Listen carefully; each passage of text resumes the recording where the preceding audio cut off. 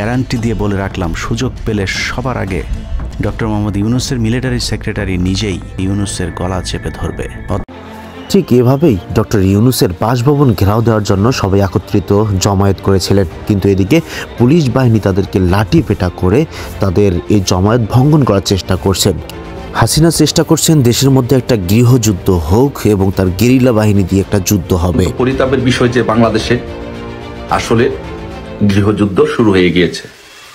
যে আজকে বাংলাদেশ আওয়ামী লীগ তাদের বিভিন্ন নেতাকর্মীদেরকে নিয়ে গেরিলা পদ্ধতিতে ঢাকা শহরকে দখল করবে। India has consistently and strongly raised with the Bangladesh government the threats and targeted attacks on Hindus and other minorities. এরকম পরিস্থিতিতে সোশ্যাল মিডিয়াতে যারা সবসময় কথা বলেন তারাও যেন এবার লাইভের পর লাইভ করতেছেন। কেন লাইভ করতেছেন? শুধুমাত্র দেশের অবস্থা খুব ভয়াবহ দিকে নিয়ে যাচ্ছেন ইন্ডিয়া। কেননা বাংলাদেশে কিভাবে শেখ হাসিনাকে ফেরানো যায় এবং বাংলাদেশের প্রধানমন্ত্রিত্ব ফিরে দেওয়া যায় হাসিনাকে, সেই কাজই করছেন ইন্ডিয়া। হাসিনা তার মানে এইভাবে যে দেশে আসবেন এটা কেউ বুঝতে পারে নাই, আর এই পরিকল্পনা তিনি এইভাবে সাকসেস করবেন এটাও কেউ বুঝতে পারেনি। সদবাস আজকের ভিডিও খুবই চাঞ্চল্যকর হতে চলেছে। শেখ হাসিনা কিভাবে আসবেন এবং ডক্টর ইউনূসের বিদায় ঘণ্টি কি হয়ে গেল। ডক্টর ইউনূস নিজেও চিন্তা করতে পারেনি যে আমার এইরকম একটা অবস্থা হবে, আর শেখ হাসিনা যে এইভাবে আসবে, শেখ হাসিনা যে এত সুন্দর সুসংবাদ দিবে, এটাও আসলে আওয়ামী লীগরা কখনো বুঝতেও পারেনি, তারা চিন্তাও করতে পারেনি যে এরকম একটি ঘটনা তাদের সাথে ঘটবে এবং তারা এত তাড়াতাড়ি এরকম একটি রেজাল্ট দেখবে, এটা তারা নিজেরাও হয়তো বুঝতে পারেনি। সদবাস আজকের ভিডিও খুবই ইন্টারেস্টিং হতে চলেছে। চলুন আমরা তার কথাগুলো শুনবো এবং শেষ পর্যন্ত দেখবেন, আপনাদের সকল কিছুর উত্তর মিলবে, প্রশ্ন উত্তর মিলবে আজকের ভিডিওতে। না টেনে সম্পূর্ণ ভিডিওটা আপনাদেরকে দেখতে হবে, তাহলে বুঝতে পারবেন। চলুন আগে ভিডিওটি দেখি, তারপর আপনার মন্তব্য অবশ্যই জানাবেন, চ্যানেলটিকে সাবস্ক্রাইব করবেন, ভিডিওতে লাইক দিবেন। চলুন ভিডিওটি দেখা যাক। তো খুবই দুঃখের বিষয়, অত্যন্ত পরিতাপের বিষয় যে বাংলাদেশে আসলে গৃহযুদ্ধ শুরু হয়ে গিয়েছে, যেটি কখনো কাম্য ছিল না এবং যেটি আমাদের দেশের জন্য, আমাদের জন্য একটি বড় রকমের ভয়াবহতা ডেকে আনবে এবং দুর্ভিক্ষ ডেকে আনবে এই গৃহযুদ্ধ। এবং যে কোনো মুহূর্তে বাংলাদেশে প্রতিবিপ্লব হবে এই গৃহযুদ্ধের ফলে। বাংলাদেশে কেন গৃহযুদ্ধ হচ্ছে, কেন প্রতিবিপ্লব হবে এবং কেন দুর্ভিক্ষ দেখা দিবে, এর মূল কারণটা যদি আমি বলি, যে আসলে যে 5ই আগস্টে আওয়ামী লীগ সরকারকে হটানোর জন্য যে পরিকল্পনা নীল নকশা করা হয়েছিল, সেই নীল নকশার মধ্যে বেসিক্যালি যে ইসরায়েল থেকে একটা পানি সরবরাহ করা হয়েছিল, যে পানিটা মুগ্ধ, অনেকেই খাইয়েছে পানিটা, মানুষকে, আন্দোলনরত মানুষকে এই পানিটা দিয়েছে, বাট মুগ্ধ ছেলেটা আলোচিত হয়েছে বিকজ তারে নিয়েই এই আন্দোলনটা ডিজাইন করা হয়েছিল। মেটিকুলাসলি ডিজাইনের যে অংশ, সেটার একটা বিগ পার্ট ছিল এই মুগ্ধ। বেসিক্যালি ইসরায়েল থেকে যে পানিটা সরবরাহ করা হয়েছিল ইউনূসের মাধ্যমে, বেসিক্যালি এটা হচ্ছে অনেক বড়, যে সত্যর মহাজন ইউনূস যে বলেছেন এটি মেটিকুলাসলি ডিজাইন, আসলে মেটিকুলাসলি ডিজাইন। এবং আপনারা অনেকেই শুনলে অবাক হয়ে যাবেন যে কি কত বড় পরিকল্পনা করে এটা করা হয়েছিল। যে পানিটা সরবরাহ করা হয়েছিল সেই পানিটার মধ্যে একটা মেডিসিন দেওয়া ছিল এবং সেই মেডিসিনটা হচ্ছে এরকম, এটা এত পাওয়ারফুল, যেমন মনে করেন যে করোনার ভ্যাকসিন, অথবা আপনাকে যখন অপারেশন করা হয়, অপারেশন করার সময় যে অ্যানেস্থেসিয়া দেওয়া হয়, ওইরকম একটা পাওয়ারফুল মেডিসিন এটার মধ্যে, এই পানিটার মধ্যে মেশানো ছিল। যার ফলে এই মেডিসিনটা, এই পাওয়ারফুল মেডিসিনটা যখন আপনি পান করবেন, তখন আপনাকে এটা উত্তেজিত করে তুলবে এবং আপনার মধ্যে ভাইব্রেন্ট সৃষ্টি করবে, যার ফলে আপনি মানুষের সাথে আন্দোলন করবেন, আন্দোলন করতে চাবেন, ঝগড়া করতে চাবেন, কিছু করতে চাবেন, মানে উত্তেজিত একটা ভাব থাকবে আপনার মধ্যে। এবং সবচেয়ে বড় বিষয় যেটি, যে সেটি হচ্ছে এটার স্থায়িত্ব। এবং এই যে মেডিসিনটা দেওয়া হয়েছে, এটা স্থায়িত্ব আসলে বেসিক্যালি এটা ইসরায়েলের তৈরি, যেহেতু এটার স্থায়িত্ব অনেক লং টার্ম। কিন্তু 5ই আগস্টে ওদের যে পরিকল্পনা ছিল যে 5ই আগস্টে আন্দোলনকারীদের মধ্যে এই পানিটা সরবরাহকে উত্তেজিত করে এমন ভাব সৃষ্টি করা হবে যে সেনাবাহিনী গুলি করলেও এই আন্দোলনকারীরা পিছনের দিকে যাবে না, কারণ তাদের মধ্যে এরকম একটা ভাব সৃষ্টি হবে। কিন্তু এটার যে একটা লং লাস্টিং ইফেক্ট আছে, সেটা আসলে যারা আমাদের বাঙালিরা, তো আমরা সবসময় শর্ট টাইমে কাজ করি, লং টাইম চিন্তাটা বা এফেক্টটা করি না, সেরকম পিছনে কি হতে পারে সেটার চিন্তা অনেকটা করি না। যার জন্য এখন আমাদের যে সমস্যাটা হচ্ছে যে এই পানিটা আন্দোলনের ঢাকা সহ সারা বাংলাদেশে যেখানে এই পানিটা এই সরবরাহকৃত পানিটা আন্দোলনে যারা পান করেছেন তাদের মধ্যে একটা উত্তেজিত ভাব থাকবে এবং তারা যে কোনো আন্দোলন সংগ্রাম এগুলোর মধ্যে ঝাঁপিয়ে পড়বে, মারামারি কাটাকাটি এগুলোতে লিপ্ত হয়ে পড়বে, অবস্থা থাকবে। এখন যে জিনিসটা হচ্ছে যে এই পানিটি যারা পান করেছেন এবং বাংলাদেশে আরো অন্যান্য বিষয়ের সমন্বয়ে এমন একটি ঘটনা উদ্ভব হয়েছে যে এখন তাদেরকে আর নিয়ন্ত্রণ করা সম্ভব হবে না, কারণ এটা লং লাস্টিং ইফেক্ট আছে। এটা তাদের দেহে কাজ করবে প্রায় 2 থেকে 3 বছর এটা কাজ করবে মিনিমাম। আপনার সেটা যেটা মিনিমাম 1-1.5 বছর এটা ফুল ফ্লেজে কাজ করবে, তারপর আস্তে আস্তে এটা যে পাওয়ার সেটা আস্তে আস্তে রিডিউস হবে, কমবে, লোয়ার হবে। তো তার মানে হচ্ছে বাংলাদেশে গৃহযুদ্ধ। দেখেন এই ফেসিস্ট সুদখোর মহাজন ইউনূস একটা দেশকে ধ্বংস করার জন্য কত বড় একটা পরিকল্পনা করে সে বাংলাদেশের মানুষগুলোকে, এই কোমলমতি ছাত্রছাত্রীদেরকে ধ্বংস করে দিয়েছে তাদের জীবনটা। আজকে তাদের কোথায় পড়াশোনা, আজকে তাদের কোথায় তাদের জীবন, কোথায় তাদের পরিবার। আজকে কলেজগুলোর সাথে মারামারি করছে, প্রতিষ্ঠানের সাথে মারামারি করছে। বাংলাদেশে আগে এগুলো ঘটনা দেখেছেন? দেখেন নাই। এগুলো বাংলাদেশে শুরু হয়ে গেছে, এগুলো চলবে এবং গৃহযুদ্ধের হাত থেকে এবং প্রতিবিপ্লবের হাত থেকে বাংলাদেশকে আর কেউ রক্ষা করতে পারবে না। কারণ এই পানি যারা পান করেছে তাদেরকে আবার এই পানির যেই একটা ক্রিয়া আছে এটা যদি ধ্বংস করতে হয় তাহলে তাদেরকে আবার আরেকটা ভ্যাকসিন দিতে হবে এটার বিপরীতে। তো সেই ভ্যাকসিন দিতে হলে সেই ভ্যাকসিন প্রডিউস করতে হবে, সেই ভ্যাকসিন আবার ইসরায়েল থেকে বা মার্কিন যুক্তরাষ্ট্র থেকে নিতে হবে, তারপরে সবাইকে খাওয়াতে হবে। এই যে একটা লং প্রক্রিয়ার মধ্যে বাংলাদেশে অলরেডি গৃহযুদ্ধ শুরু হয়ে গেছে। বাংলাদেশে গৃহযুদ্ধ বড় আকার ধারণ করবে, প্রতিবিপ্লব হবে, মারামারি হবে, দুর্ভিক্ষ হবে। এই হচ্ছে সুদখোর মহাজন ইউনূসের দেশ ধ্বংসের পরিকল্পনা। এখন প্রিয় দেশবাসী, আপনারা দেখেন যে আপনাদের জীবন কিভাবে একজন হিলারি ক্লিনটন ফাউন্ডেশনের একজন দালাল, জো বাইডেনের একজন দালাল কিভাবে এই দেশের মানুষকে ধ্বংস করে দিল, ছাত্রছাত্রীদের জীবনটাকে কিভাবে ধ্বংস করে দিল। আপনারা দেখেন এটা সোনার বাংলাদেশ, যে দেশটি তিলে তিলে তিলে তিলে দেশটি গঠন করা হয়েছে, সেই বাংলাদেশটি আজকে গৃহযুদ্ধের পথে। আজকে কলেজগুলো মারামারি করছে। দেখেন এক কলেজ, সুরতি কলেজ মারামারি করছে আরেক কলেজের সাথে। তিতুমির কলেজের ছাত্ররা রাস্তায় নেমে আসছে, সেনাবাহিনী তাদেরকে কন্ট্রোল করতে পারছে না। ওইদিকে প্রথম আলো ঘেরাও, প্রথম আলো নিষিদ্ধের দাবিতে একটি সংগঠন, কেউ বলছে তাদেরকে জঙ্গি সংগঠন, কেউ বলছে কি সংগঠন, তাদেরকে তারা আন্দোলন করছে প্রথম আলো অফিসের সামনে। অন্যদিকে হিন্দুদের নেতা, ইসকনের নেতা চিন্ময়কে গ্রেপ্তার করা হয়েছে, চিন্ময় সাহেবকে গ্রেপ্তার করা হয়েছে। এই জন্য শাহবাগের লোকজন আন্দোলন করছে, ওইদিকে চট্টগ্রামে আন্দোলন করছে। অন্যদিকে তাবলিগ জামাতের লোকজন, এক সাতপন্থী জুবায়েরপন্থীরা প্রস্তুত যে কোনো সময় রক্তক এই সংঘর্ষের জন্য। এই সংঘর্ষ আস্তে আস্তে আপনার গ্রামে গঞ্জে, তৃণমূল পর্যায়ে, পাড়ায় পাড়ায়, মহল্লা গোষ্ঠীভিত্তিক, গ্রাম ভিত্তিক চলে যাবে। কারণ মানুষের যখন আয় রোজগার থাকবে না, একদিকে এই মেডিসিন পুশ করার ফলে, আপনাকে দেওয়ার ফলে, এই পানির সাথে এই মেডিসিন দেওয়ার ফলে, যে মুগ্ধরা যে পানিটি দিয়েছে সেই পানির সাথে মেডিসিন দেওয়ার পরে একটা বাংলাদেশের বিশাল একটা তরুণ সমাজের ভিতরে সেটা ঢুকে গিয়েছে। এটা ক্রিয়া কাজ করতে চায়। এখন তারা যুদ্ধ করতে চায়, সংগ্রাম করতে চায়, তারা উত্তেজিত হয়ে যায়। আর পাশাপাশি মানুষের যখন আয় রোজগার থাকবে না, মানুষের যখন পরিবারে শান্তি থাকবে না, মানুষের যখন খাবার থাকবে না, তখন মানুষ রাস্তায় নেমে আসবে। আজকে ঢাকায় 20 লক্ষ লোকের সমাগম হইতো, যে কি একটা সংগঠনের ব্যানারে যে মানুষ ঢাকা আসছিল, কিন্তু তাদেরকে বিভিন্নভাবে গ্রেফতার করে, অ্যারেস্ট করে তাদেরকে ডিসপাস করে দেওয়া হয়েছে। কিন্তু কত থামাবেন আপনি, কত লোককে থামাবেন আপনি? সারা বাংলাদেশে 18 কোটি লোক, এর মধ্যে 15 কোটি লোক আপনার ঢাকায় চলে আসবে, আপনার ঢাকামুখী হবে। এই কিছুদিনের মধ্যে 15 কোটি লোক ঢাকামুখী হবে, সব ঢাকায় চলে আসবে। ঢাকার এই ইউনূসের, এই ফ্যাসিস্ট ইউনূসের যমুনার ইট একটা একটা করে পর্যন্ত খুলে নিয়ে যাবে। কিন্তু ইউনূস নিজেও বুঝতে পারে নাই যে ইসরায়েল যে পানিটা সরবরাহ করেছে, এটার এফেক্ট হবে, এই লং লাস্টিং এফেক্ট হবে। ইভেনচুয়ালি ইউনূস নিজেও কন্ট্রোল করতে পারবে না। ইউনূস সেটা নিজেও কল্পনা করে নাই। কিন্তু আজকে এই হচ্ছে আমাদের অবস্থা। আজকে দেশে গৃহযুদ্ধ চলছে, মানুষের জীবন আজকে নিরাপত্তাহীনতায় ভুগছে। সেনাবাহিনীগুলোকে সব জায়গার মধ্যে কাজে লাগানো হচ্ছে, সেনাবাহিনীগুলোকে বিতর্কিত করা হচ্ছে। মানুষের উপর, মানুষকে আঘাত করার জন্য এই সেনাবাহিনীকে, সাধারণ মানুষকে প্রহার করার জন্য, পিটানোর জন্য সেনাবাহিনীকে ব্যবহার করা হচ্ছে। সেনাবাহিনী যখন আন্তর্জাতিক পরিমণ্ডলে বিতর্কিত হয়ে যাবে, তখন সেনাবাহিনীগুলোকে জাতিসংঘের মিশন থেকে, সব মিশন থেকে তাদেরকে যখন ফেরত পাঠানো হবে, তারাও বিপ্লবী হয়ে উঠবে, তারাও তখন তাদেরকেও দমানো কষ্ট হয়ে যাবে। আজকে বাংলাদেশে এমন এক পরিস্থিতি, এই দুর্ভিক্ষের জন্য কে দায়ী? এই দুর্ভিক্ষের জন্য আজকে দায়ী হচ্ছে সুৎখোর মহাজন ইউনূস এবং বিএনপি জামাত জঙ্গি সংগঠন। তাদের জন্য আজকে বাংলাদেশের এই অবস্থা। আর এই পরিস্থিতির জন্য, এই পরিস্থিতি হওয়ার কারণে আরো কি হবে জানেন?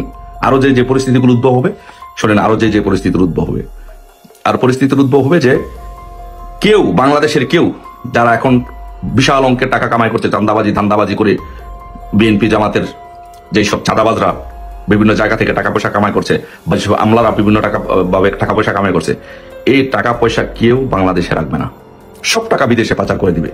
কারণ তারা জানে যে আওয়ামী লীগের বাড়িঘর, ব্যবসা প্রতিষ্ঠান, ধন সম্পদের উপরে যেভাবে আঘাত করা হয়েছে, যখনই প্রতিবিপ্লব হবে তখন আবার তাদের উপরে একইভাবে আঘাত করা হবে। কারণ তারা যত টাকার সম্পত্তি, আপনি ধরেন আজকে আপনার 50 তলা বিল্ডিং আছে, 5টা BMW মার্সিডিজ গাড়ি আছে, কারেন্ট যখন ক্ষমতা আসবে সরাসরি বন্দুক নিয়ে গিয়ে আপনার বাড়িটা দখল করে ফেলবে, আপনার সব গাড়ি নিয়ে নিবে। কারণ বাংলাদেশে তো কোনো আইন কারণ নেই, সেটা হয়েছে। আপনার আওয়ামী লীগের শাহিন চাকলাদারের আপনার 5 তারকা হোটেল জ্বালিয়ে পুড়িয়ে দিয়েছেন, গাজীর ফ্যাক্টরি জ্বালিয়ে পুড়িয়ে দিয়েছেন, প্রাণ আরফেল কোম্পানি জ্বালিয়ে পুড়িয়ে দিয়েছেন। তো আপনারা যখন ক্ষমতায় আসবেন, আপনারা যখন প্রতিবিপ্লব হবে, যারা আসবে তারা তো সেম কাজটাই করবে। রক্ষা করতে পারবেন? কোনোভাবেই রক্ষা করতে পারবেন না। তো সেই জন্য ওরা এটা জানে যে ওরা এই কাজ করেছে, আওয়ামী লীগের এবং সাধারণ নেতা কর্মীদের মানুষের ধন সম্পদ লুটপাট করেছে, ওদেরটাও সেম একইভাবে করা হবে। তো এই জন্য এরা যেটা করবে, ওরা বাংলাদেশে কোনো টাকা পয়সা রাখবে না, সব টাকা পয়সা বিদেশে পাচার করে দিবে। তার মানে কি আলটিমেটলি কি হবে? বাংলাদেশ হবে শূন্য, জিরো, গৃহযুদ্ধ। তারপরে বাংলাদেশে এই পরিস্থিতি যদি থাকে, আজকে শুধু আজকে 3টা কথা চিন্তা করেন, ঢাকা শহরে যেই পরিস্থিতি আজকে ঢাকা শহরে বিরাজ করতেছে, কতটা সংগঠন আজকে আন্দোলন আছে, এখনো রাজপথে আন্দোলন করতেছে অনেকগুলো সংগঠন, পুরা ঢাকা শহর অচল। এই পরিস্থিতি কি বাংলাদেশে আপনারা মনে করেন কোন বিদেশি বিনিয়োগকারী সংস্থা বাংলাদেশে বিনিয়োগ করতে যাবে? একবার প্রশ্ন করুন, এই পরিস্থিতিতে পৃথিবীর কোন দেশ কেউ বাংলাদেশে বিনিয়োগ করতে যাবে? যাবে না। বা বিদেশি বিনিয়োগগুলো যদি বন্ধ হয়ে যায়, না করে, তাহলে কি হবে? অর্থনৈতিক সংকট দেখা দিবে, মন্দা দেখা দিবে, দুর্ভিক্ষ দেখা দিবে, গৃহযুদ্ধ যেই শুরু হয়েছে সেটা প্রকট আকার ধারণ করবে। গার্মেন্টস, বাংলাদেশের অর্থনীতি নির্ভর করে গার্মেন্টসের উপরে। আজকে বিদেশের কোন প্রতিষ্ঠান আজকে বাংলাদেশের গার্মেন্টস থেকে কেউ গার্মেন্টস পণ্য অর্ডার দিবে না, এলসি করবে না। কারণ কি? যে ওরা জানে যে বাংলাদেশ থেকে, বাংলাদেশ যে আনস্টেবল বাংলাদেশ, যে গৃহযুদ্ধের বাংলাদেশ, সেই গৃহযুদ্ধের বাংলাদেশে যদি পণ্য অর্ডার দেওয়া হয়, পোশাক অর্ডার দেওয়া হয়, তাহলে সেই অর্ডার অন টাইমে আসবে না। যদি না আসে তাহলে কি হবে? যদি না আসে তাহলে এই বিদেশি গার্মেন্টস, বিদেশি যারা কাপড়ের ব্যবসা করে প্রতিষ্ঠানগুলো, তারা ক্ষতিগ্রস্ত হবে। সেই চিন্তা করে তারা বাংলাদেশে অর্ডার দেওয়া বন্ধ করে দিবে, তারা অন্য দেশে অর্ডার দিবে। তার মানে গার্মেন্টস শিল্পটা ধ্বংস করে দিল এই সুৎখোর মহাজন ইউনূস এবং বিএনপি জামাতের যারা উচ্চবিলাসী ক্ষমতা ভোগ করতে চায়, লুটপাট করতে চায় তারা। এই পরিস্থিতির কারণে, গার্মেন্টস বন্ধ হওয়ার কারণে, নতুন বিনিয়োগ বন্ধ হওয়ার কারণে, আর বাংলাদেশ থেকে হাজার হাজার কোটি টাকা পাচার করার কারণে আজকে দেশ একদম গৃহযুদ্ধ, দুর্ভিক্ষ সব দিন দিন বৃদ্ধি পাবে। গৃহযুদ্ধ শুরু হয়ে গেছে, সেটা প্রকট আকার ধারণ করবে। লক্ষ লক্ষ মানুষ বাংলাদেশে মারা যাবে। চুরি ডাকাতি, দিনের বেলা চুরি ডাকাতি হবে। মানুষের পেটে যখন ভাত থাকবে না, আপনি খাবেন, সেটা হবে না। সে যখন মরে যাবে, তার যখন জীবনের প্রশ্ন আসবে, সকাল আপনার বাড়িতে রাতে ডাকাতি করবে, অস্ত্র নিয়ে যাবে। এই হচ্ছে পরিস্থিতি বাংলাদেশের, এই হচ্ছে পরিস্থিতি। এখন দেখেন যে বাংলাদেশটাকে আজকে এই সুৎখোর মহাজন ফ্যাসিস্ট স্বৈরশাসক ইউনূসরা কোথায় নিয়ে গেছে। আমি মনে করি বাংলাদেশের জনগণকে আমি বিনীতভাবে অনুরোধ করব, ছাত্র জনতাকে আপনাদেরকে অনুরোধ করব, আপনারা যদি এই গৃহযুদ্ধটাকে যদি থামাতে চান, এই বাংলাদেশের দুর্ভিক্ষ থেকে যদি থামাতে চান, ইউনূসের হাত থেকে যদি দেশটাকে রক্ষা করতে চান, আপনারা সকলে একটা প্রতিবিপ্লব করে ইউনূসকে হটিয়ে এখনই 1 মিনিট দেরি করবেন তো আপনার সন্তান মারা যেতে পারে, আপনি মারা যেতে পারেন, আপনার পরিবারে যে কেউ মারা যেতে পারে, সে আঘাতটা আপনার উপর আসতে পারে। এখনই সময়, এখনই প্রতিবিপ্লব করে এই ইউনূস সরকারকে হটিয়ে, এই ইউনূসকে বাংলাদেশের মাটি থেকে বিতাড়িত করে, আগের যে সরকার ছিল সেই সরকারটি পুনর্বহাল করে তার হাতে ক্ষমতা দেন। সে বিশ্বের সমস্ত নেতাদের সাথে তার ভালো সম্পর্ক, রাষ্ট্র পরিচালনার ক্ষেত্রে শেখ হাসিনা একজন বিশ্বের অন্যতম দক্ষ একজন প্রধানমন্ত্রী, তার হাতে আবারও ক্ষমতা ন্যস্ত করেন, তাকে আবারও প্রধানমন্ত্রী করে দেন। দেখবেন এই দেশটা গৃহযুদ্ধের হাত থেকে রক্ষা পাবে, দুর্ভিক্ষের হাত থেকে রক্ষা করবে, হানাহানির হাত থেকে রক্ষা পাবে। গতকালকে রাত্রে থেকে একটা নিউজ খুবই ভাইরাল। সকালবেলা অনেকে মেসেজ করেছেন যে আসলে ভাই আপনার কাছে কোনো ইনফরমেশন আছে কিনা বা ঘটনাটা কতটুকু সত্য যে আজকে বাংলাদেশ আওয়ামী লীগ তাদের বিভিন্ন নেতাকর্মীদেরকে নিয়ে গেরিলা পদ্ধতিতে ঢাকা শহরকে দখল করবে। আর এই চাঞ্চল্যকর তথ্য যখন সাংবাদিক ইলিয়াসের মতন মানুষ তার ইউটিউবে আপলোড করেন, স্বাভাবিকভাবে জনমনে একটা ভয় আতঙ্ক তৈরি হয়। আর এমনিতেও শেখ হাসিনার নামটার মধ্যে কিন্তু একটা ভয় আছে। আপনি দেখবেন যারাই এই নামটা নেয় মোটামুটি চেহারার মধ্যে খুব শক্ত করে সাহস রাখার চেষ্টা করে, কিন্তু ভয় পায়। আপনি হাসনাতরে দেখবেন, সার্জিসরে দেখবেন, অথবা প্রফেসর মোহাম্মদ ইউনুসও দেখবেন, মানে যারাই আছে, আসিফ নজরুল স্যারও দেখবেন, ভয় পায়। নামটার মধ্যে একটা থাকে না, যেমন আজরাইল নামটাই ভয়ানক। তো শেখ হাসিনা আর আওয়ামী লীগ নামটা কিছুটা কিন্তু এরকম ভয়ের একটা নাম হিসাবে এটা এস্টাবলিশ হয়েছে। সো যখনই সাংবাদিক ইলিয়াসের তথ্য দিচ্ছেন, তো স্বাভাবিকভাবে মানুষের মধ্যে ভয় কাজ করছে। এখন আসলে বিষয়টা কি বা এটা কতটুকু কি, তো এখন ইলিয়াস ভাইয়ের হাত তো অনেক লম্বা, আমাদের হাত এত লম্বা না। তবে টুকিটাকি খবর টবর একটু রাখার চেষ্টা করি। তো যতটুকু প্রেক্ষাপট বুঝতে পারছি যে ইস্কন ইস্যুতে একটা বড় ধরনের কোনো রকম কিছু ঘটতে পারে। তো সেই বড় ধরনের কোনো রকম কি ঘটতে পারে, যেহেতু ইস্কন ইস্যুটাতে আপনি দেখবেন যে ভারত যেভাবে স্ট্যান্ড নিয়েছে, পশ্চিমাদের কাছে ইস্কনের যেই মেইন শাখা সেখান থেকে যেভাবে স্ট্যান্ড নিয়েছে, পাশাপাশি চিন্ময় দাসের মুক্তির ইস্যুতে তার যারা অনুসারী আছেন বিভিন্নভাবে তারা সংগঠিত হবার চেষ্টা করছে। আমরা সনাতনীদের কথা বলছি না, বাট এদের মধ্যে সনাতনীও কানেক্টেড। আজকের দিনে আপনি সারা বাংলাদেশের হিন্দুদের মধ্যে 5% হিন্দু পাবেন যারা সনাতনী এবং ইস্কনকে আলাদাভাবে। আজকে 95% মানুষ, আমি আমার পার্সোনাল আইডিকে ফলো করে বলি যে সেখানে তারা সবাই একটা জোট হিসাবে কাজ করতেছে। সো এই জায়গা থেকে হয়তো সাংবাদিক ইলিয়াস বা আরও অনেকেই ভাবছেন। তবে ঢাকা দখল করবে এই কথাটার উপর আমার বিশ্বাস হয় না, কারণ সাংবাদিক ইলিয়াস তিনি অনেক আগেও আওয়ামী লীগ সরকার ক্ষমতায় থাকতো এরকম মাঝে মাঝে সরকার ফালাই দিতেন যে পড়ে যাবে, বিভিন্ন ধরনের তথ্য দিতেন। তো পরবর্তী সময় আমরা অনেক সময় হতাশ হইতাম যে আরে না, ঘটনা তো আসলে মিলে না। সামহাও একটা কি বলে যে মানুষের মধ্যে ওই সময় অনেকে আশা করতো, এখন সবাই ভয় পায়। যখন আওয়ামী লীগ ক্ষমতায় ছিল সাংবাদিক ইলিয়াস তিনি অনেক সময় নিউজ করতেন, তো এগুলো দেখে অনেকে ভয় পাইতো, মানে আবার আশাও করতো। বাট রাইট নাও তিনি যেই বক্তব্যটা দিয়েছেন আমার কাছে মনে হয় না যে এই মুহূর্তে এই ধরনের সাহস হবে। লাইক তিনি বলছেন যে ওনার যে টাইটেলটাতে পুলিশ আনসারের সমন্বয়ে গঠিত বাহিনী নিয়ে সশস্ত্র গেরিলা আক্রমণের পরিকল্পনা আওয়ামী লীগের। এটা কি সম্ভব এই মুহূর্তে যে পুলিশ আপনার পাগল না হইলে? উইথ ডিউ রেসপেক্ট, সাংবাদিক ইলিয়াস অনেক কি বলে যে জ্ঞানী মানুষ, তিনার হাত অনেক লম্বা, বাট আমরা বাহির থেকে যে প্রেক্ষাপটটা বুঝতেছি এই প্রেক্ষাপটে পুলিশ আনসার একত্রিত হয়ে একটা টিম হইয়া তারা রাষ্ট্রীয় বাহিনী হিসাবে তারা বিদ্রোহ ঘোষণা করবে, পাশাপাশি সেখানে আওয়ামী লীগের গেরিলা বাহিনী এখানে কানেক্টেড হবে, কানেক্টেড হইয়া সশস্ত্র আক্রমণ করবে, ঢাকা শহরকে অচল করে দেবে। এইগুলা আমার কাছে কেমন জানি মনে হচ্ছে একটু অতিরঞ্জিত। এই মুহূর্তে বাংলাদেশের প্রেক্ষাপটে আওয়ামী লীগ ফেসবুকে অ্যাক্টিভ। আপনি হয়তো ভুলে গেছেন, গেল 10ই নভেম্বর একটা ডাক দিচ্ছিল না আওয়ামী লীগ, মাঠে কয়জন নামছে দেখেন, 5-7 জন। আর এরপরে আপনি যখন আওয়ামী লীগকে পাবেন মাথায় মাঝে মাঝে কেউ কেউ হেলমেটও ব্যবহার করেন, কেউ আর মাস্ক টাস্ক দিয়া ঝটিকা একটা মিছিল দেন, যেমনটা বিএনপির সময় আমরা দেখছি, বা শিবিরও ছাত্র শিবিরকে এরকম মিছিল করে নাই, রাতে 2টার সময় দৌড়ের উপরে মিছিল করতো, অথবা শহরের কোনো এক গলিতে হঠাৎ করে এরকম একটা ব্যানার নিয়ে 15-20 জন কর্মী দৌড়ের উপরে মিছিলটা করতে, বা দৌড়ের উপরে নাই হইতো। তো আওয়ামী লীগের অবস্থাও এখন অনেকটা এরকম হয়েছে যে ছাত্রলীগ বা যুবলীগ বা আওয়ামী লীগই বিভিন্ন জায়গায় এরকম ছোটখাটো ঝটিকা মিছিল করতে পারেন। এছাড়া এলাকা ভিত্তিক আমি আমার এলাকাকে যদি দেখি, এখানে আওয়ামী লীগের কোনো নেতাকর্মী আসলে রাজপথে নাই। যারা আছেন কিছু মানুষ পদপদবিতে ছিলেন বাট ভালো মানুষ ছিলেন, তারা কিন্তু চুপচাপ এই মুহূর্তে কোনো রকম অ্যাক্টিভিটিস চালাচ্ছে না। তো এর বাহিরে ঢাকা শহরে আপনি এই মুহূর্তে যদি ধরেন হেফাজতে ইসলাম, তারপর হচ্ছে বৈষম্যবিরোধী ছাত্ররা, তারপর হচ্ছে বিএনপি, জামাত ইসলাম, যেই পরিমাণ এনফোর্সমেন্ট পাওয়ার তারা ক্রিয়েট করে বসে আছে, তো আপনার কি মনে হয় যে এই মুহূর্তে আমাদের আইনশৃঙ্খলা বাহিনীর একাংশ তারা, তারপর হচ্ছে যে আনসারের যেই টিম আছে তারা সশস্ত্র বিদ্রোহ করবে? এগুলো আমার মনে হয় যে পুলিশ ভাইদের প্রতি মানুষের একটা ধারণাটা নেগেটিভ কিছুটা হয়ে যেতে পারে, বা পুলিশের একটা টেনশনে থাকতে পারে। কারণ সাংবাদিক ইলিয়াস যখন নিউজ করেন সামহাও কোনো ইনফরমেশন থাকলেও থাকতে পারে। তো এই ধরনের অ্যাক্টিভিটিসের বেলা কি হবে? উপর মহলে হের দিকে তাকাবো কি? আর যারা ধরেন একটু আওয়ামী লীগের সময় আওয়ামী লীগ মনা ছিল তারা আরও টেনশনে পড়বো, যারে কই থেকে কি নিউজ আসে আমাদের দিকে এরকম তাকায়, আনসারের মধ্যে এরকম কিন্তু একটা ঝামেলা পাকাবে। তবে আজকের দিন আমি যখন নিউজটা আপলোড করছি একদম সকালেই করছি, তো দেখি সারাদিন কি হয়। বাট আমার পারসেপশন বলছে ওই ইস্কন ইস্যুতে আন্দোলন যেগুলো চলমান সেগুলো হবে, এর বাহিরে আজকে ঢাকা দখল হয়ে যাবে, সশস্ত্র গেরিলা আক্রমণ করবে আওয়ামী লীগের। এই মুহূর্তে রাইট নাও আপনার হইতে পারে যে চোরাগুপ্তা হামলা এগুলা করতেই পারে, এটা খুবই স্বাভাবিক, বাংলাদেশের রাজনীতি এগুলো ঘটমান চলমান, কিন্তু এর বাহিরে এত বড় সাহস এই মুহূর্তে আওয়ামী লীগের নেতাকর্মীদের হবে আমি এটা বিশ্বাস করি না। আর এখন সাংবাদিক ইলিয়াস তাহলে কই থেকে বললেন? ভাই ওনার হাত অনেক লম্বা, থাকতে পারে কোনো ইনফরমেশন, গোয়েন্দা তথ্য।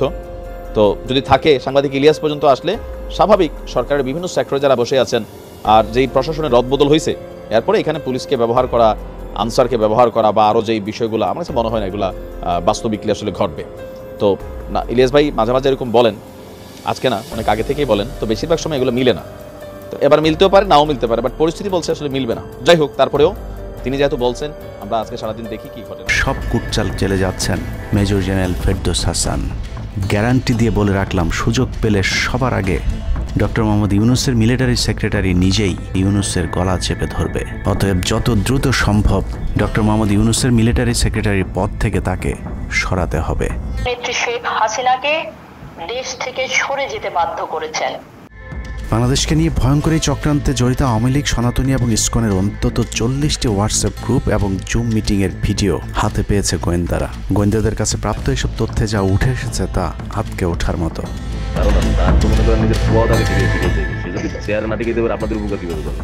সেনাপ্রধান জামাত হলে এতদিন আওয়ামী লীগ বাইচে ফেলা দিত, ঠিক আছে? এটা তো আমাদেরও আওয়ামী লীগেরও একটা গেম হতে পারে, বলা যায় জামাত শিবিরের উপরে সব চাপা দিতে পারে, এটাও হতে পারে। এসব গ্রুপগুলোতে রীতিমতো বাংলাদেশের বিরুদ্ধে যুদ্ধের প্রস্তুতি চলছে। গ্রুপে তাদের সাথে সাবেক আওয়ামী লীগ সরকারের শীর্ষস্থানীয় নেতা থেকে বর্তমান সেনাবাহিনীতে চাকরিরত জেনারেল পর্যন্ত মাঝে মধ্যেই নাকি যোগ দিচ্ছেন। নানক ভাই থেকে শুরু করে আমাদের সুজিত দা, তারপর আরো অনেক টপ লেভেলের যারা মন্ত্রী, মিনিস্টার, প্রতিমন্ত্রী, তারপরে ইভেন কামাল ভাই। তো এখন বিষয়টা হচ্ছে যে ইভেন রাষ্ট্রপতির যে একেবারেই মানে কি বলে, তার যে একেবারে মানে রাইট হ্যান্ড সচিব, উনিও আমাদের সাথে 2 দিন জয়েন করছেন। তো এখন ওনারা আসলে ভালো হইতো, যারা যারা আসেন আসলে ভালো হইতো। অনেক আমাদের এখানে প্রায় 12 থেকে 13 জন আপনার এমপি এসে কথা বলেছেন, যেটা আপনারা জানেন না, ঠিক আছে? বাংলাদেশে একেবারে টপ লেভেল সামরিক বাহিনীর 4 থেকে 5 জন জেনারেল লেভেলের লোকজন ওনারা এসে এখানে বসে থেকে আমাদের লাইভ শুনে গেছেন। আমাদের প্রধানমন্ত্রী উনি নিজে এসে বসে থেকে গেছেন। গ্রুপের সবচেয়ে ভয়ঙ্কর তথ্য পাওয়া গেছে ভুয়া মুক্তিযোদ্ধা জেডআই খান পান্নার মেসেজ থেকে। আওয়ামী এই আইনজীবী শহীদ সাইফুল ইসলাম আলিফের হত্যাকাণ্ড নিয়ে চাঞ্চল্যকর তথ্য দিয়েছে জেডআই খান পান্না। একটি চ্যাটিংয়ে তিনি লিখেছেন, দাড়িওয়ালা উকিল বেশি হয়ে গিয়েছে, আরও 2-1টারে খেয়ে দাও, আদালতে আমরা আছি, এখন অল্প কয়েকদিন জেলে থাকলেও 30 তারিখের পরে পুরস্কার পাবা। আরেকটি মেসেজে তিনি লিখেছেন, সুযোগ হাতছাড়া হয়েছে তোমাদের কারণে, কালকে সব হয়ে যেত। পরিকল্পনা ছিল কুপিয়ে মারার পর হিন্দুদের বাড়িতে হামলা হলে ভারত থেকে ট্রুপ চলে আসবে। ওরা যেহেতু হামলা করেনি, তোমাদেরই উচিত ছিল নিজেরা নিজেদের বাড়িঘরে আগুন দেওয়া। পেছনের ঘটনা বাদ দিয়ে 30 তারিখের পরিকল্পনায় মনোযোগী হও সবাই। শহীদ আলিফ হত্যাকাণ্ড নিয়ে আরেকজন লিখেছেন, কালকে আদালতে একটা লাশ পড়বে, হিন্দু ভাইদের পাশে আমাদের সবাইকে থাকতে হবে, ব্রিগেড মেজরের কমান্ড মেনে চলতে হবে। 30 তারিখের কর্মসূচি নিয়ে গ্রুপটিতে সশস্ত্র যুদ্ধের মাধ্যমে দেশ দখলের ভয়ঙ্কর সব আলোচনা করার ভিডিও হাতে এসেছে আমাদের। তারা বাংলাদেশ অস্ত্রগুলি আছে, এই অস্ত্রগুলি কোথায় আছে আমার কাছে অলরেডি খবর আছে। আমি নিউজ দিচ্ছি গোয়েন্দাদের মাধ্যমে, তারা বলেছে 5000-এর বেশি তারা অস্ত্র আছে, M60 রাইফেল, 7 রাইফেল আছে, 47 রাইফেল আছে, তাদের কাছে অত্যাধুনিক হটগান আছে। আলোচকদের একজন বলছিলেন, সাবেক এবং বর্তমান পুলিশের সমন্বয়ে 1700 অস্ত্রধারী গ্যারিলা প্রস্তুত করা হয়েছে 30 নভেম্বরের জন্য। আমরা ইতিমধ্যে কথা বলেছি, পুলিশ পার্টির কথা বলছি, পুলিশের অনেক উদ্যোগতা প্রত্যেকটা থেকে শুরু করে পুলিশ পার্টি তারা এসে এসেছেন, ওনারা আমার সাথে কথা বলে আমাদের যোগাযোগ রক্ষা করছে। ঢাকা শহরকে কিভাবে ব্লক করা হবে সেই পরিকল্পনাও করা হচ্ছে এসব জুম মিটিংগুলোতে। আমাদের কাদেলো, আব্দুল্লাহপুর, আবার কাদলাপুর, আশুলিয়া, টঙ্গির আছে, আরো উত্তরা, ওইটা একটা ব্লক দিবেন, তাহলে আমরা খুব সহজেই আমাদের কাজ সফলতা পাবো। সশস্ত্র যুদ্ধের জন্য পুরো দেশকে মোট 10টি বিভাগে বিভক্ত করা হয়েছে, যেখানে একজন করে ব্রিগেড মেজর নিয়োগ দেওয়া হয়েছে, যাদের সবাই দেশেই অবস্থান করছেন। এর মধ্যে গ্রুপে প্রাপ্ত জেডআই খান পান্নার নম্বরটিতে মেসেজ পাঠানো হলে মুহূর্তেই সাড়া দেন তিনি। কল করতেই গড় গড় করে সবকিছু স্বীকার করেন। জেডআই খান পান্না, জি আমি তাই। 30 তারিখ 50 থেকে 80 ভাগ পুলিশ, আনসার, এমনকি সচিবালয়ের আমলারাও তাদের পক্ষে মাঠে নামবে বলে স্বীকার করেন গেরিলা আক্রমণের পরিকল্পনাকারী জেডআই খান পান্না। আপনারা কি কোনো গেরিলা ইনভেশন হামলা করা যাবে? ঢাকার স্টুডেন্টরা যদি এখনো সাপোর্টার্স অর্গানাইজ হইতে নামে, এই অ্যাডমিনিস্ট্রেশনের 50% না 80% লোক নেমে আসবে, পার্টিকুলারলি পুলিশ, আনসার এবং সেক্রেটারিয়েট থেকে। পালিয়ে যাওয়ার আগে এই ভিডিও প্রচারের সাথে সাথে রাষ্ট্রদ্রোহিতার অভিযোগে তাকে গ্রেফতার করতে হবে, তাহলে চক্রান্তকারীদের আরও পরিকল্পনার তথ্য পাওয়া যেতে পারে।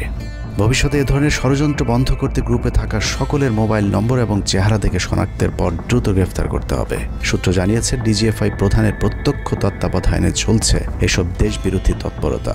আর্মিকে ম্যাজিস্ট্রেসি পাওয়ার দেয়া হলেও তাদেরকে ক্ষমতা প্রয়োগ করতে দেওয়া হচ্ছে না, যে কারণে আওয়ামী লীগ নেতারা বেশিরভাগ এখনও দেশে থাকলেও তাদেরকে ধরা হচ্ছে না। অতএব সেনাবাহিনীর উচ্চপদস্থ হাসিনাপন্থী অফিসারদেরকে দ্রুত সেনাবাহিনী থেকে সরাতে হবে। 5 তারিখ সেনাপ্রধান যে ভূমিকা রেখেছেন তার জন্য তিনি অবশ্যই প্রশংসার দাবিদার, কিন্তু সেনাপ্রধানকে প্রমাণ করতে হবে তিনি আসলেই নায়ক নাকি খলনায়ক। 5 তারিখের পরেও সেনাবাহিনীর গুরুত্বপূর্ণ পদগুলোতে রদবদল না করা এবং গুম খুনের সাথে জড়িত অফিসারদের বিরুদ্ধে কোনো ব্যবস্থা না নেওয়া সহ বিডিআর হত্যাকাণ্ডের বিষয়ে দৃশ্যমান কোনো পদক্ষেপ না নেওয়া খুবই সন্দেহজনক। সূত্র জানিয়েছে সেনাপ্রধানের স্ত্রীর সাথে প্রতিনিয়ত শেখ হাসিনার যোগাযোগ রয়েছে। অতএব সেনাপ্রধানকে দ্রুত তার অবস্থান পরিষ্কার করে সেনাবাহিনীর গুরুত্বপূর্ণ পদগুলোতে নতুন করে নিয়োগ দিতে হবে। সেনাবাহিনীর জুনিয়র এবং মধ্যম সারির অফিসার এবং সৈনিকদের সবসময় দেশের স্বার্থে যুদ্ধের জন্য প্রস্তুত থাকতে হবে। মনে রাখতে হবে সেনাবাহিনী আমাদের আস্থা। দর্শক, হাসিনা মনে করতেছেন যে আসলে এই বাংলাদেশের মধ্যে যেমন কিছুদিন আগে অভ্যুত্থান হলো, বিভিন্নভাবে তারা ষড়যন্ত্র করে হাসিনাকে খেদাই দিছে বাংলাদেশ থেকে, এবং হাসিনাকে এবার তিনি চিন্তা ভাবনা করতেছেন যে তাকেও তিনিও এরকম মাস্টারমাইন্ড তৈরি করে এবার ইউনুসকে খেদাবেন এই বাংলাদেশ থেকে। কিন্তু এটা কি আদৌ সম্ভব নাকি শেখ হাসিনা এটা বাহুল্য চিন্তা হচ্ছে? তবে দেশে আসলে তার নামে যে মামলাগুলো হয়েছে এগুলোর খেসারত দিতে কিন্তু তার জাহান যাবে। তবে আমরাও আশা করি শেখ হাসিনা বাংলাদেশে আসুক, তবে সে তার শাস্তি পাওয়ার জন্য আসুক। এই ব্যাপারগুলো আপনাদের কি মন্তব্য অবশ্যই আমাদের কর্মসূচি জানিয়ে দিন। আজকে পর্যন্ত চ্যানেলটা সাবস্ক্রাইব করে বন্ধু হয়ে পাশে থাকুন। আল্লাহ হাফেজ।